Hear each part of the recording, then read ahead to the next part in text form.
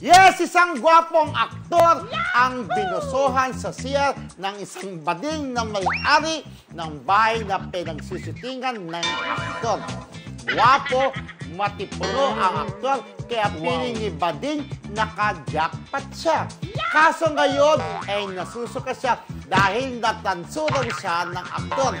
Kalat na miyembro ng federasyon ang aktor at bumigay niya raw ngayon na disappoint siya sa aktor dahil lalaki rin ang hanap nito. Tanso? Tanso. Diyos diba? ko, grabe. Pero talagang dati naman, alam mo, lalaki ito eh. Oh. Pero siyempre, parang na-discover niya, ano pala, miyembro ng federasyon. Correct. Nakakaloka. Parang dati nakita niya Dakota Halso. Bakit nung nagpapasilip ko yung actor, parang pin niya actually eh. Parang winawagay-way niya yung nota niya eh. Ay, grabe! Parang gano'n, parang makita. Oh. So may pagka-exhibitionist din yung gwapo actor? Actually, exhibitionist siya. Oh. Pinaparamdam yung tumitingin yung bading girl. Sinasadya. Sinasadya. Okay. Dahil alam niya naman yung bading siya, parang okay Sa sarili niya.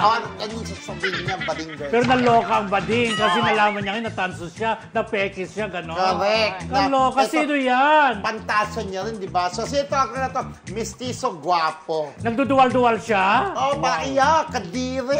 Gano'n? Ay, asing gano'n? Oh, gano'n sa... Eh, Diyos ko naman, di ba minsan may mga bading na pag gwapong-gwapo naman, parang kiber kung anong kasarian niyan, di ba? Ako nga, sabi ko nga, meron Oh, baka madulas ka, ha? Hindi gwapong-gwapo artista tayo na pinagsususpect siyang bading, pero sabi ng mga ibang bading, kahit bading yan, di ba? Totoo yung marami. Oh, yun, di ba? Eh, wala na po kayo kung sino po ito ang isang aktor ng bading pala na sinilipan sa isang siyan na na-turn up itong nangyirip.